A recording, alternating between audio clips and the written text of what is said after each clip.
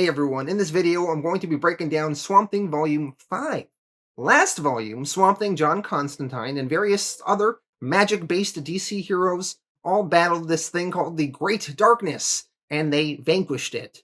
Beyond that, Abby got arrested because pictures of her and Swamp Thing making out were published in the newspaper, and because Abby works with kids, they're calling her potentially a sex offender.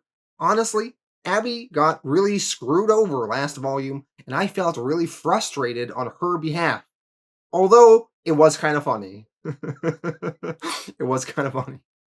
And this volume, that whole Abby being in jail thing, really leads to what I think is one of the most fun Swamp Thing storylines we have had yet. I'm really excited to dive into this volume because this volume is one of my favorite. Alright, let's dive into it now. Swamp Thing Volume 5. Swamp Thing Volume 5, written by Alan Moore. Stephen Bissette, who was the main artist on the last 4 volumes, is now just doing the covers. The covers are super dope in this one. But the main artist in the book is Rick Veitch, John Totleben, and Alfredo Alcala. And colors by Tatjana Wood. Swamp Thing Volume 2, Issue 51, Home Free. I love the design of this cover. We see a close-up of Abby's face. She's in shadow, she's crying, she's got handcuffs on, and Swamp Thing is raging in front of her. Last issue, the Great Darkness shakes hands with God and is no longer a threat. It disappeared. Now that the battle is over, it is time for Swamp Thing and all of his allies to return home. Swamp Thing, Deadman, and Phantom Stranger are making their way back to their respective territories. Phantom Stranger is going to remain in heaven and make sure everything is alright. Deadman is going to return to the region of the just dead. And Swamp Thing hopes to return to his wife, Abby. By the way, ever since Swamp Thing and Abby sort of made love by Abby eating a tuber of his way back in issue 34, Swamp Thing and Abby have considered themselves married. And Swamp Thing has referred to Abby as his wife a few times now, although they've never had a ceremony and they are not legally married. Abby is still married to Matt Cable, they never divorced, and he is still in a coma, and Abby's legal name is still Abby Cable. But she sort of introduces herself as Abby Holland now. So that is something to be aware of. We jump over to Abby. Abby is in a jail in Louisiana. She was arrested last volume because of some scandalous photos of her and Swamp Thing making love that were published in the newspaper. Abby was thought to be some sort of sex offender, and she works with kids? In jail, another woman who also got arrested is talking with Abby. This woman got arrested for trying to steal some fish sticks from the grocery store. She asks Abby, "What are you in for? Hooking or what?" Abby answers, "What? No, I'm not a hooker." The woman replies, Okay, no need to twist your pantyhose. I just thought that with the dyed hair you look like a hooker is all. So, what'd they bust you for?" Abby answers, "Hugging vegetables." Eventually, Abby is met by her public defender. The attorney is certain of Abby's guilt. The attorney reveals that Abby has been charged with, quote, crimes against nature. Normally something reserved for people who have carnal relations with farm animals. The attorney suggests that maybe Abby say she was an unwilling victim. Abby refuses to say that she was forced into this relationship. At the hearing, the judge is a hard-ass and condemns Abby's actions, going as far to suggest that her relationship with Swamp Thing is made all the more heinous by her position in the child care profession. Abby is outraged by the suggestion that she can't be trusted with kids. The judge is dismissive and sets bail for Abby at $15,000, which is a lot. Abby does not know where she will get that kind of money. When Abby is brought back to jail, her bail is shortly paid. Abby's boss at Elysium Lawns, Deanna, she arrived and she was the one that paid the bail. Deanna and Abby exchange a few words. Deanna is upset with Abby. She says that Abby has damaged Elysium Lawns' reputation beyond repair, but she is paying Abby's bail because Abby was good with the children. but now they are through, and Deanna never wants to speak to Abby again. Free from jail now, Abby wanders the streets. She notices people talking about her behind her back. At the grocery store, a couple that she knows refuses to talk to her. At home, a stranger phones her and makes repeated, perverted phone calls to her. Abby, she becomes so distraught, she refuses to go outside until her preliminary hearing at court. At the hearing, it is decided that the case will go to a grand jury. After the hearing, there is a media circus of reporters asking Abby various questions. They say, "Miss Cable, is it true that your husband's on life support? Is the Swamp Thing anatomically complete?" "Good question, reporter. I need to know that too." Another reporter says, "Is it true you're pregnant? Will you go on working with children? Is your hair natural?" A barrage of questions and flashbulbs continue. Meanwhile, Swamp Thing travels from the Green and regrows in Louisiana. There he encounters John Constantine. Constantine has come to pay his respects to Swamp Thing before going back to England. He thanks Swamp Thing for all of his help. They talk about their battle with the Great Darkness and some of the lives lost. They then part ways. Abby, at her home, has gotten many more threatening letters from people calling her sick and a slut. Abby, she can't take it anymore. She doesn't want to stay here in this town. Although, she's on bail right now, but she decides, you know what? She's going to jump bail. She sends a letter to Deanna along with a check, promising to pay Deanna back for the rest of the bail money when she can. Abby, she then disguises herself and goes to the bus station and gets on a bus to Gotham City, hoping she can get lost there in the big city. Later on, Swamp Thing finally arrives back in Abby's house. He is looking for her, but he finds the house empty and messy. Abby's clothes and valuables are all gone. Swamp Thing is not sure what to make of this. Abby, she arrives in Gotham City. She immediately regrets her decision. Gotham has so many shadows, so many criminals all deformed or insane. Abby, she wishes that maybe she chose Metropolis or New York City instead. Abby tries to ask some hookers for directions for a place she can stay. The hookers are not very helpful. And before they can even give her a useful response, a vice squad from Gotham City Police Department arrests them all, including Abby. Abby is then taken to a drunk tank with all the other women. She is then brought before Gotham City Police Detective Harvey Bullock. Harvey is just disgustingly eating a massive sandwich, all while smoking a cigar at the same time. Despite Abby saying that her name is Abby Holland, Harvey knows she is in fact Abby Cable, a wanted fugitive, wanted in Louisiana for jumping bail. Swamp Thing, he returns to the swamp, and he discovers a newspaper with the headline, "Monster Sex Queen Jumps Bail, Arrested in Gotham." Seeing this, Swamp Thing goes into a rage. His anger and violence is so powerful. He frightens dogs and children. Swamp Thing, he promises war in Abby's name. Swamp Thing Volume 2, Issue 52, Natural Consequences.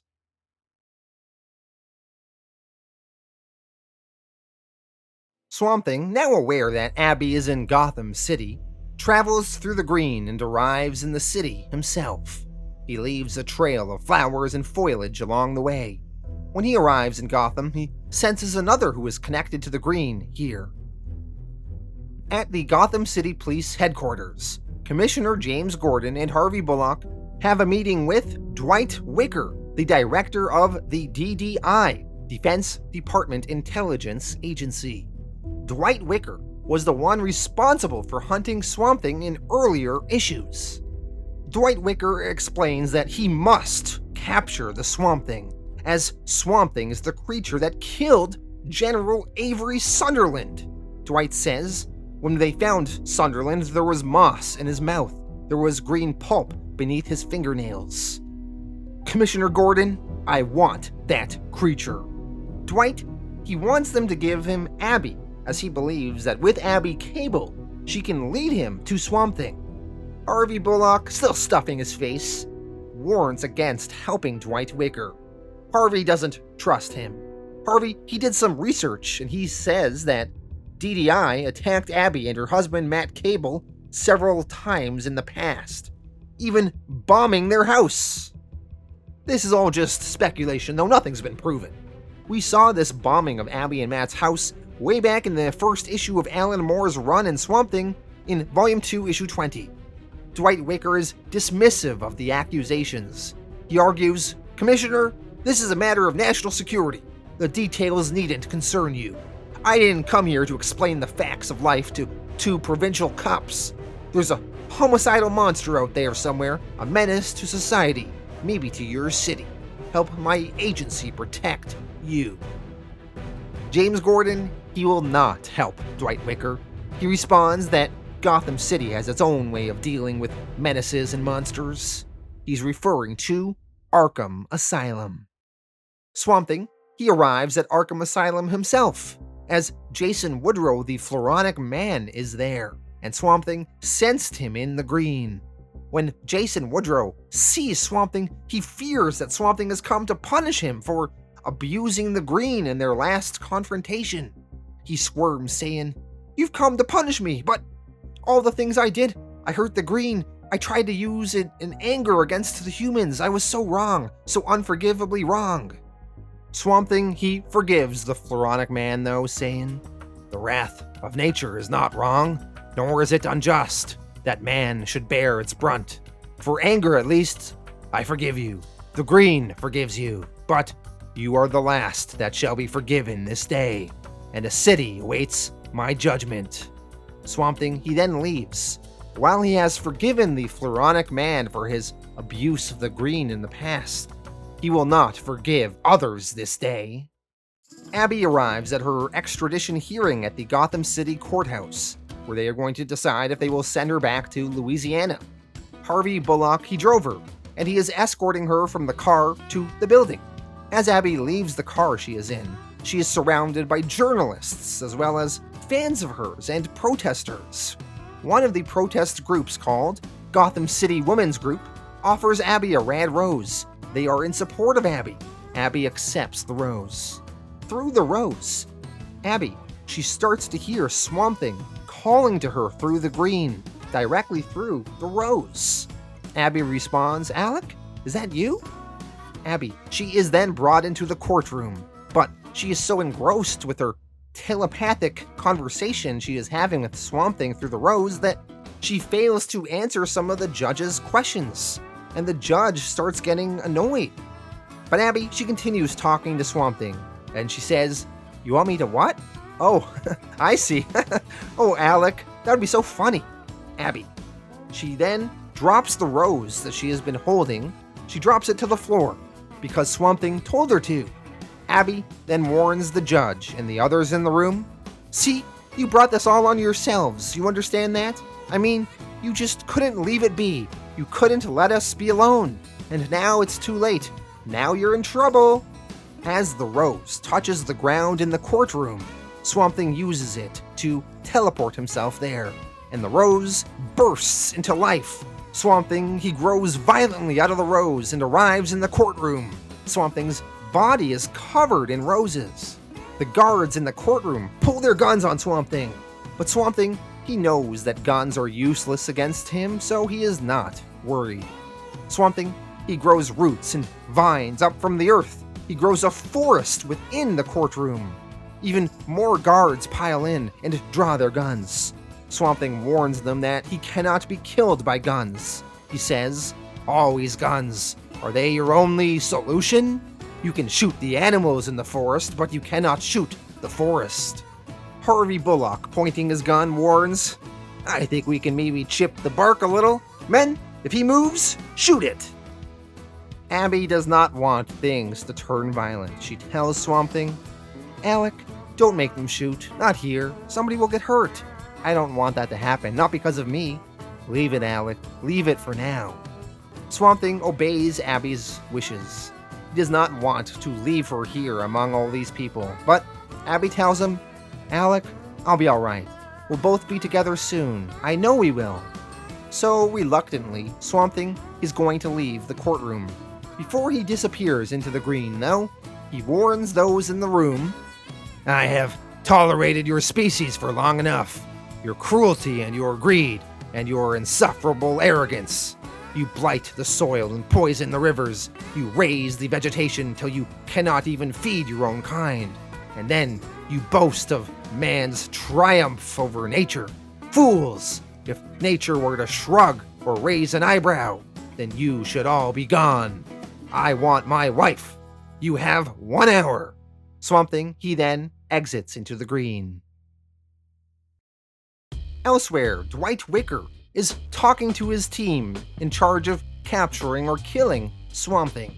Wicker explains that he has brought on a special consultant to aid them in their task. That special consultant is Lex Luthor. Dwight Wicker is paying Luthor $1 million for 10 minutes of his consultation regarding how to kill the seemingly indestructible Swamp Thing. Swamp Thing, he waited the hour that he gave Gotham City to release Abby. When they refused to release Abby, Swamp Thing decided to follow through on his threats. Swamp Thing connects to the green, and he forces nature to reclaim Gotham City.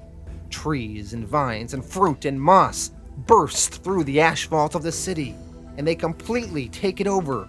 The city is now a jungle. Cars cannot drive because trees are blocking their way. Children are the first to embrace the jungle, climbing trees and eating fruit. Then the derelicts and the criminals came.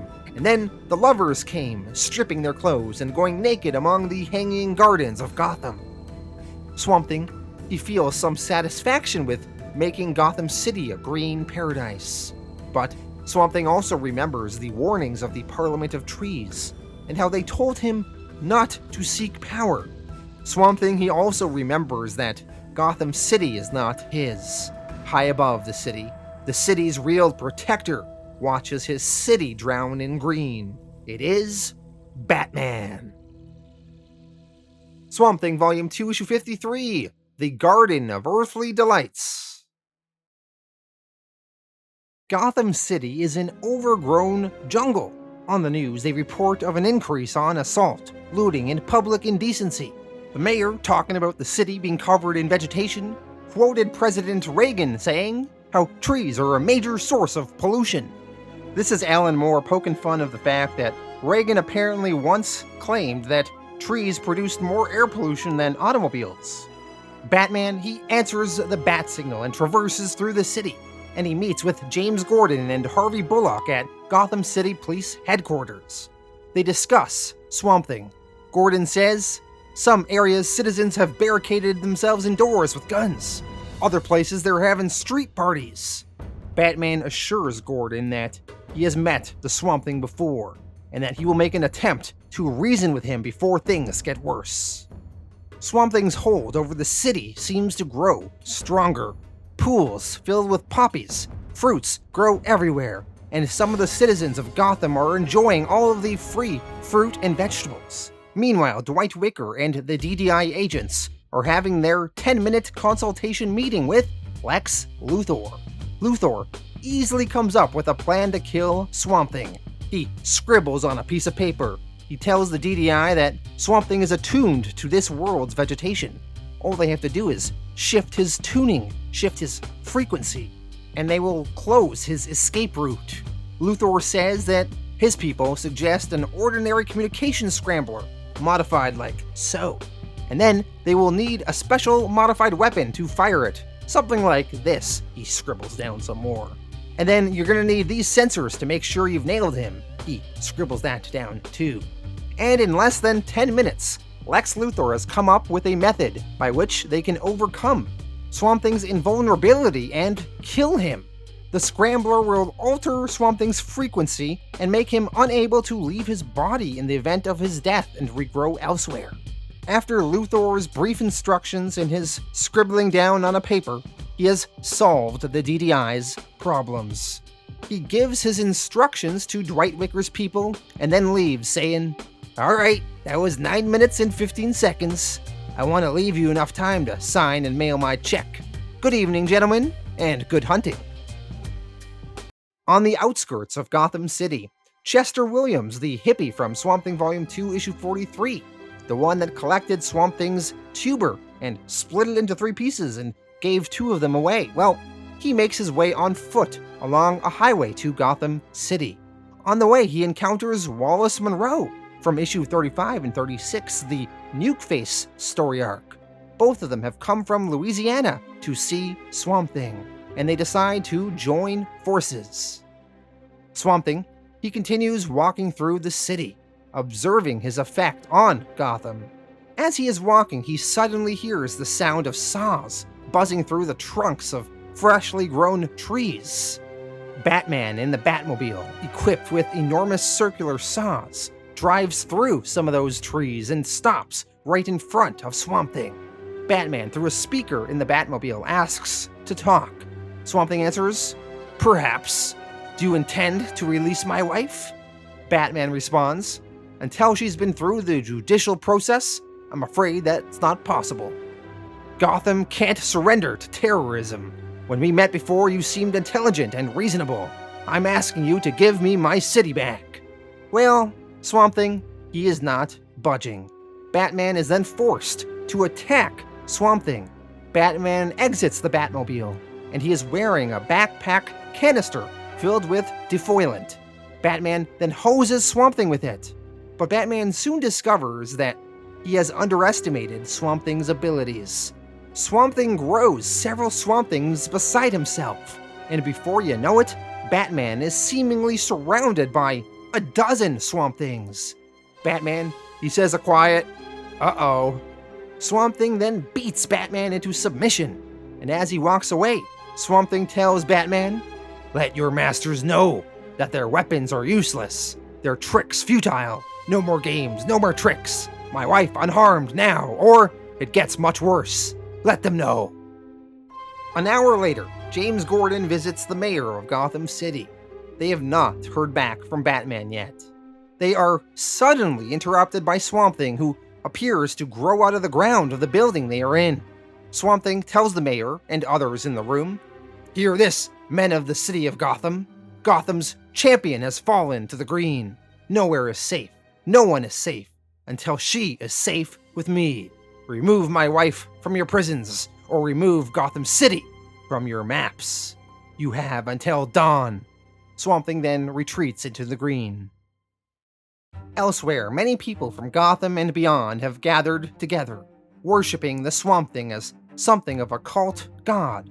Chester and Wallace are among them. Just before dawn, Batman, James Gordon, Harvey Bullock, and the National Guardsmen await Swamp Thing's retaliation. Batman tells Gordon that they should just release Abby. Who knows what the limits of Swamp Thing's powers are? Gordon asks, "Surrender? You're kidding. I never thought you would suggest that." Batman argues that normally he wouldn't suggest this, but he questions the laws they are even defending. What crime did Abby commit? Who did she exactly hurt or abuse? Suddenly, Swamp Thing launches his counter-attack. A huge swarm of insects arrive. They are a nuisance, but nothing that can't be handled. But then, they hear a loud rumbling. Swamp Thing is walking down the street. He is as big as a kaiju, inhabiting a giant plant construct built out of redwood trees. He is as tall as a skyscraper, towering over everyone. Swamp Thing then tells the crowd there are no limits to his power. He could cause the flora in human intestines to overgrow, if tempted. He demands that they free his wife now, with no more delays. Swamp Thing, his giant construct, then crumbles into the ground, and he disappears and retreats into the green again. Batman is fed up. He insists on speaking to the mayor. So later on, Batman gets his meeting with the mayor, and he warns of Swamp Thing's power. He says, "That creature hasn't done a fraction of what it could do, and as yet, it's done nothing irreversible. If he starts forcing the growth of people's intestinal flora, that might be different. Try to imagine it, Mr. Mayor. Strong shoots and writhing tendrils working their way out of your stomach, creeping up your throat, filling your mouth." The mayor tells Batman, "Take it easy." But Batman continues. He says, "Let me repeat myself. Either we find some way to release the cabled woman, or we begin evacuation of the city right away. There are no other options. That thing out there is very nearly a god. It can crush us." The mayor argues, "But you don't understand. That woman has had a relationship with something that isn't human. We can't make exceptions to the law." Batman counterpoints, saying, "No exceptions, I see. In that case, I suggest you start rounding up all the other non-human beings who may have had relationships outside of their species. I mean, if you want to take this all the way, non-humanity doesn't end with Swamp Thing. Let me see. You'll probably have to arrest Hawkman and Metamorpho, Starfire, Martian Manhunter, Captain Atom, and of course there's, what's his name? The one that lives in Metropolis? Superman?" The mayor is swayed by Batman's arguments. Although Superman looks human, he is not human, much like Swamp Thing. The mayor, realizing Batman's argument, says, "Oh god, I hadn't thought that through. I didn't realize." The mayor, he says he will call Washington and negotiate a pardon. And eventually, that pardon is granted for Abby. Later on, Batman meets Swamp Thing and delivers the news of the pardon personally. Batman says, "Be outside the court building in an hour. All charges have been dropped on orders from Washington. They're letting her go. You won. But if you ever do this to my city again, I'll kill you." Swamp Thing replies, "Yes. Yes, I do believe that you might." Swamp Thing, he starts retracting the vegetation throughout the city, and within a few hours, Gotham should be back to normal levels of plant life. As Swamp Thing arrives at the courthouse to greet Abby, Dwight Wicker and the DDI prepare to launch its attack on Swamp Thing with the strategy that Lex Luthor outlined for them. Abby, she emerges from the courthouse, and as soon as she sees Swamp Thing, she bursts into tears, and they run towards each other. As they finally embrace, a DDI sniper fires Luthor's frequency scrambler into the back of Swamp Thing's head. Swamp Thing, as he gets hit with it, senses that something is very wrong immediately. He finds himself unable to leave his body and retreat into the green as he normally would. Swamp Thing tells Abby, "Abby, something's wrong with me. Nerves all jumbled up. I can't get out." Swamp Thing shoves Abby away to protect her, knowing that something bad will happen soon. The DDI snipers, having hit Swamp Thing with the scrambler, then fire napalm at him. Batman rushes to grab Abby and pull her back as Swamp Thing is engulfed in the fire of the napalm, and he goes up in flames. Swamp Thing, he feels himself dying. His mind flashes back to the death of Alec Holland, who also burned in flames. He then remembers the Parliament of Trees' warning that he should reject the allure of power and accept the way of calmness. He then thinks of his love for Abby. Swamp Thing, he then collapses into a pile of burning ash. Elsewhere, some DDI agents monitoring the situation say that their monitors show no sign of abnormal bioelectric activity within 1,000 miles. They are pretty sure that the Swamp Thing is dead. By Swamp Thing, those that are sympathetic to him look on in horror. Batman comforts Abby. Swamp Thing Volume 2, Issue 54, The Flowers of Romance. In this issue, we revisit ex-Sunderland employees Liz Tremaine and Dennis Barkley. Liz Tremaine was a reporter. She even wrote a book on Swamp Thing. And Dennis Barkley was a doctor. They were characters that were allies to Swamp Thing in Martin Pascoe's run, which led into Alan Moore's run. In the very first issue, when Alan Moore took over in issue 20, he kind of wrote them out of the story. Essentially, the Sunderland Corporation tried to kill both Dennis and Liz. Dennis and Liz survived the attack, and they went into hiding. And we have not seen either of these characters since. What happened to them in the preceding years? Well, we will find that out now. Liz and Dennis previously had hints of a romantic relationship between the two of them. But then Liz rejected Dennis, and Dennis was hurt by this. He wanted Liz. At some point, Avery Sunderland's goons bombed their hotel room. Luckily, Dennis and Liz survived, and after that, they went into hiding. However, shortly after they went into hiding, Avery Sunderland was killed by Swamp Thing, and news of Sunderland's death was public everywhere. So there was no longer any reason for Dennis and Liz to stay in hiding, but yet they did. The reason they stayed in hiding is because Dennis did not want to let Liz go. So Dennis concocted this situation as a means of ensuring that Liz would stay with him. He has been manipulating Liz and lying to her, pretending that there still is a threat on their lives. He has also been conditioning her to believe him and to be afraid of the outside world so that Liz would never leave him. In the current day now, Liz is alone in their apartment. Dennis has been away for 3 days or so, perhaps collecting supplies of some sort. Liz, she has become unhinged in these 3 years. She is very paranoid thanks to Dennis's conditioning of her. Liz, she used to be a sharp journalist. She wrote a book on Swamp Thing, but now she's slow, feeble. She's even afraid to watch TV by herself, fearing she might get electrocuted. This time though, because Dennis has been away for a few days, Liz finally gets the nerve to plug in the TV and turn it on. So she turns on the TV, and on there she sees a newscast reporting on the recent events in Gotham City, where Swamp Thing was killed. She also sees Abby Cable grieving on TV. This shocks Liz. Dennis told her that Abby was dead. He also told her that Matt Cable and Swamp Thing were dead too. Liz, she decides that she needs to go and seek Abby out. She looks at where Houma, Louisiana is on a map. She circles it. She is going to visit Abby. Liz, she takes a shower, and then she takes the money from Dennis's wallet, and she heads out. This is probably the first time in a long time since she has left this apartment on her own.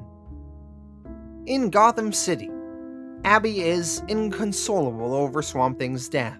She is going to be heading home to Louisiana. James Gordon tells her that Gotham City is arranging a funeral service for Swamp Thing and that they will be happy to pay her expenses from Louisiana to attend. Batman says to her, "Your bereavement needn't destroy you.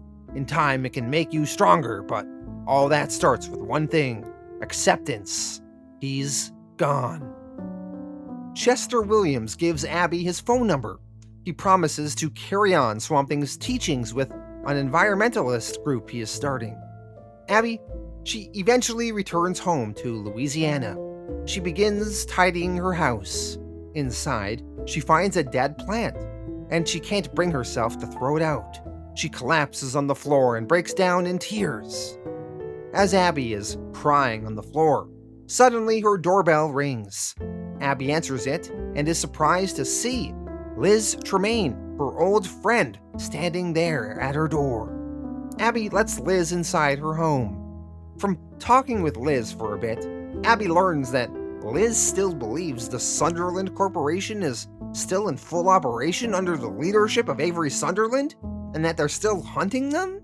And she has been kept inside by Dennis for her own protection for years? Abby explains, "But I'm confused about the Sunderland stuff. General Sunderland died 2 years ago. It was on TV and everything. I mean, I don't know where you heard he was still after you, but it sounds to me like you got a bad connection somewhere." Liz responds, "He's dead, but he sends Dennis threatening letters almost every week. You say it was on TV? See, I don't watch TV by myself because of the electricity, you know? I don't like to switch it on." Abby is a little confused by this, and she realizes that Dennis has been lying to Liz for a while. It has caused her to become mentally unbalanced. Her friend is no longer the sharp reporter she once was. Liz says of herself, "It's like I have trouble with words lately, with talking, like I've forgotten how, you know? I have trouble fitting ideas together." While Abby and Liz are catching up, Dennis Barkley has arrived back home, and he realizes that Liz is missing. He sees the map with Houma, Louisiana circled on it. and Dennis grabs a machine gun out of a drawer, and he heads there to find Liz. Later on, Abby hears a knock at her door. It is Dennis. He has arrived. When Abby opens the door and recognizes Dennis, Dennis opens fire on her. Abby manages to dodge the bullets. Dennis, he then forces his way into the house in search of Liz. When he finds her, he warns her that she's being stupid, and they could have been caught by Sunderland by her going out in the world. He tries to convince her that Abby's an agent working for Sunderland, and the real Abby was killed years ago. Abby has had enough of this. She picks up a vase and smashes it over Dennis's head, and then she grabs Liz and they run for the swamps. Liz's confusion makes her slow to escape, but her and Abby continue running, and Dennis chases them down in his truck. He's driving until it won't go any further as it is stuck in the swamp, so he gets out and pursues them on foot. Abby, she's dragging Liz onward. They head to a grove that has a body of water with flowers floating on it. The two of them walk around the edge of the body of water, avoiding going into it. Dennis catches up to them and charges forward, and he falls right into the water, not realizing that it wasn't solid ground, but rather a body of water with flowers just floating on top of it. Dennis, now in the water, is frustrated but undeterred. He starts swimming towards Abby and Liz. He warns them that there will be repercussions for Liz for running from him. As Dennis nears the other side of the water, where Abby and Liz are, he suddenly gets attacked by a number of alligators swimming in the swamp. The alligators manage to devour him. Dennis is now dead and gone for good. Safe now, Abby and Liz return back to Abby's home. Abby, having lived through this experience and seeing Liz again, feels like she really wants to keep going on with her life and not let Swamp Thing's death hold her back. She phones Chester Williams and offers to help in the environmentalist group he is putting together. She then phones James Gordon and accepts his invitation to Swamp Thing's memorial service the city will be hosting. And she asks Gordon to pass a message on to Batman for his earlier advice about facing her loss, and that maybe something good will come out of it, like he said. Maybe something will grow from it. Swamp Thing Volume 2, Issue 55, Earth to Earth. On a rainy day in Gotham City, Abby Holland attends a funeral arranged by the city for the Swamp Thing. A statue of Swamp Thing is revealed. James Gordon gives a eulogy, apologizing for the city's short-sightedness and closed-mindedness when it came to Swamp Thing.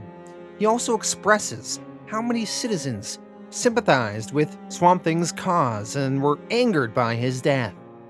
Abby does not really feel that this apology is enough. Swamp Thing is still dead. She is also upset that, despite Swamp Thing having helped the Justice League with the Floronic Man, and also helping Superman out once, only Batman has attended his funeral. No one else in the Justice League bothered to make an appearance. Also attending the funeral there is Liz Tremaine, Chester Williams, and Harvey Bullock. John Constantine and Phantom Stranger, they are watching the proceedings from afar. They discuss if the Swamp Thing is really dead. Phantom Stranger says, "I've searched the planet for some sign of him. There is no trace." Constantine says none of his people have reported anything back either. Stranger asks if Constantine spoke with the widow. Constantine answers, "Nah, it only upset her. I just called to pay my respects." Having both paid their respects now, they depart ways. Representing the superhero community at the funeral, Batman gives a eulogy. He condemns the anonymous organization that murdered Swamp Thing. Batman makes a vow, though, he says, "A personal pledge if his killers make the slightest mistake from now until their deaths, Swamp Thing will be avenged." While Batman is giving his speech, Deadman, aka Boston Brand, has used his powers to take over the body of a small man with glasses. Deadman has the ability to possess any living being and control their actions. and he can communicate with people in the living world through another person's body. So Deadman has taken over this random man with glasses.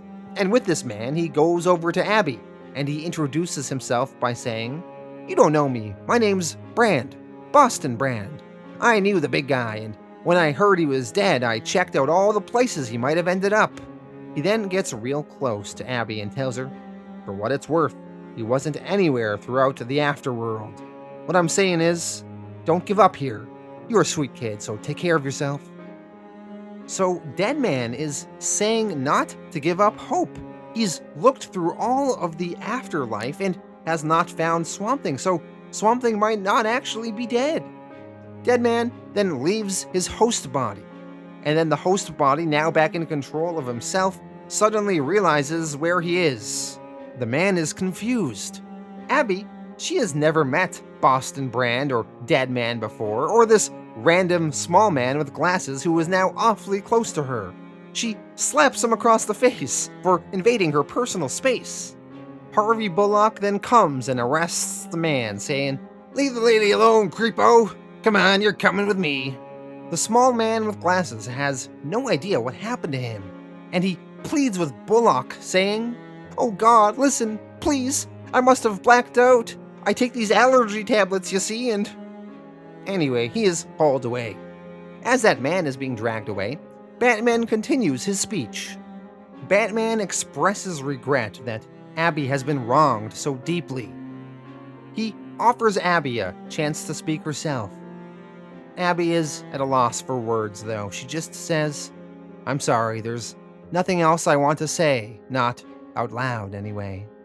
Abby, she then places a red rose on the monument to Swamp Thing, and the funeral eventually ends, and all the attendees soon begin leaving and heading back to their lives. The book then zooms out into space, and then it zooms out further. It zooms all the way out to some unknown foreign blue planet, and Swamp Thing is there. His body is blue. He has regrown himself a new body out of the native vegetation on this planet. How did Swamp Thing come to be here, though? How is he blue? And how will he get home? Swamp Thing Volume 2, Issue 56, My Blue Heaven. A few issues ago, when the DDI attacked Swamp Thing, they fired Lex Luthor's scrambling device at him, and it shifted his frequency so that he could no longer access the green in the same way. Swamp Thing was then fired on with napalm, and his body burned. Swamp Thing tried to retreat into the green so he could rebuild his body, but because they shifted his frequency, he could no longer access the green. So when his body was dying, his consciousness instead shifted across the universe for a planet that could accommodate his new frequency. And that is how he wound up on this planet. He managed to regrow his body out of the vegetation on this planet, bathed entirely in blue. Swamp Thing on this blue planet is sad and depressed and lonely. He wanders the blue landscape and he misses Abby. He has been on this planet for about 19 days at this point. He experiments with his abilities to waste time. He creates a double of himself to try and keep himself company. Him and the double play chess on a big board they made on the planet's surface. They play a few games of chess against each other, but after 5 games, all of the games have ended in stalemates. So it's not exactly that fun playing chess against yourself, I guess. Swamp Thing grows bored of his double and allows it to die. Swamp Thing then attempts to recreate Abby's body out of plant matter. He spends a long time meticulously crafting her. He cannot recreate her consciousness, though. So instead, he kind of speaks for Abby himself, like a ventriloquist. But the effect is still comforting to him. Abby kind of seems alive in a way. Her shape and form are pleasing, but her smile is off, and not entirely right. It bothers Swamp Thing a little.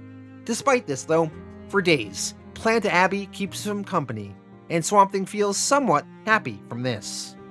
As the days go on, though, the conversation with Plant Abby begins to pale, and Abby repeats herself. Swamp Thing then thinks, beyond her inadequacies of her smile, there's yet something wrong. She seems out of place here. She has no context. I shall make one for her. Swamp Thing then recreates the hometown of Houma, Louisiana, from the vegetation on the planet. He makes buildings of plants. He even populates them with plant constructs of people.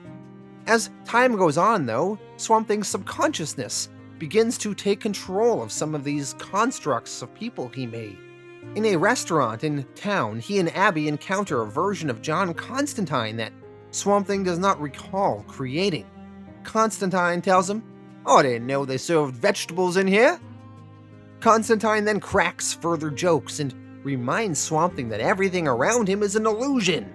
Swamp Thing tells Constantine, "Constantine, you are upsetting my wife, and I do not like the tone of your conversation."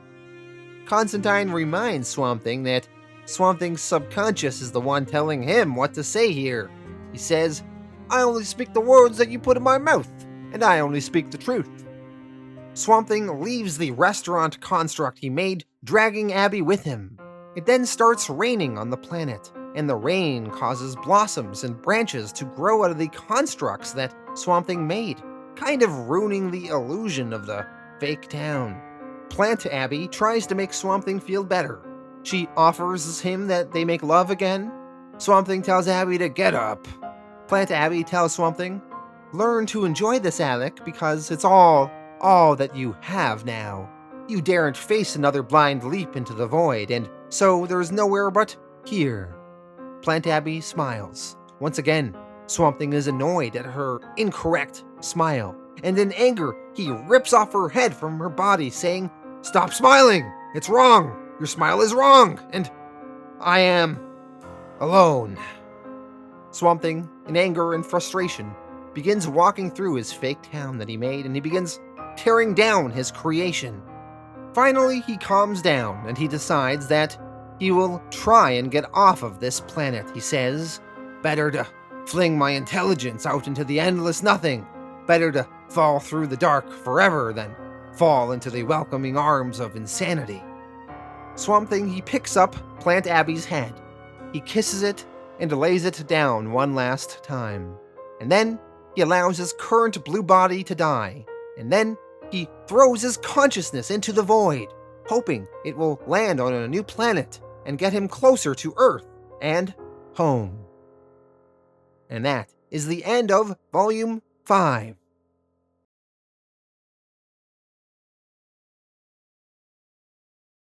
Alright, so that was Swamp Thing Volume 5. I have a lot of things I want to talk about in this volume, but I think it was brilliant and my favorite volume yet so far of Swamp Thing, just because it is so fun. I also want to say the artwork was great, and the covers especially really impressed me. Okay, Abby dealing with her legal troubles of these pictures of her and Swamp Thing making out was highly entertaining to me, and I found it to be really funny. And also, Abby just being hounded by the media and other people was really interesting, and Abby's being forced to jump bail and go to Gotham City was a great turn of events. I also loved in Gotham City we had James Gordon, Harvey Bullock, and Batman being pulled into the story. And Gotham City was kind of a character in itself in this volume. And then when Swamp Thing comes to Gotham City, and he threatens the city of Gotham to release Abby, and then when they refuse, Swamp Thing terrorizes the city by turning it into a jungle, I think was the smartest, greatest Swamp Thing story concept ever. It was so fun. All the shenanigans that Swamp Thing gets up to in this volume. And I love how the citizens of Gotham react to this. Their city being turned into a jungle. You know, people can't drive. There's trees in the middle of the road. Some people are scared and they're staying in their homes. But others are going to enjoy themselves. They're eating the fruits and vegetables that are now growing everywhere. They're frolicking around. So all that was really, really fun. Also, Swamp Thing, he turns into a kaiju at one point, the size of a building. Amazing. Swamp Thing battling Batman and destroying him super easily was great. Swamp Thing is so powerful, and we really see the extent of his power in this one. And also some of the stuff he threatened that he didn't do, like making stuff grow in people's bodies, killing them that way. Really interesting stuff. We also had Dwight Wicker coming back into the story, and I love that 10-minute consultation with Lex Luthor where they paid him $1 million for 10 minutes of his time. That was great. And Lex Luthor, he came up with a plan for them to kill Swamp Thing. So that was great stuff. Swamp Thing eventually does free Abby, and then he gets sort of killed by Dwight Wicker and the DDI, which was a great twist in here. So that storyline was just so good. All right, then we have the Liz Tremaine and Dennis Barkley storyline. Now, I read Martin Pasco's run, and they were main characters in that run, and honestly, I never really liked either of them. So I thought it was really funny. When Alan Moore took over, he's like, I'm not writing these characters anymore. So he kind of writes them out of the story. And then he brings them back in this issue. And I thought it was kind of interesting what he did with them.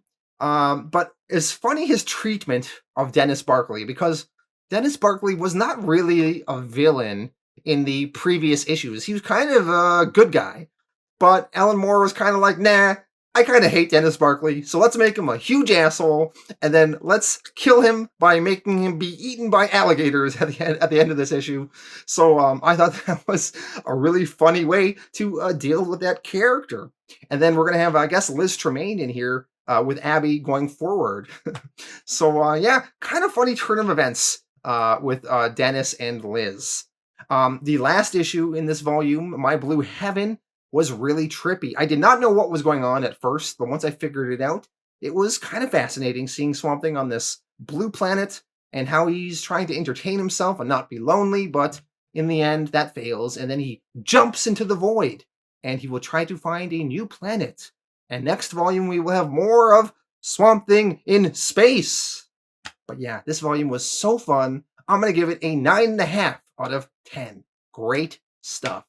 Thank you all for watching, and let me know your thoughts in the comments, and I will be back in the future with the 6th and final volume of Alan Moore's Swamp Thing run.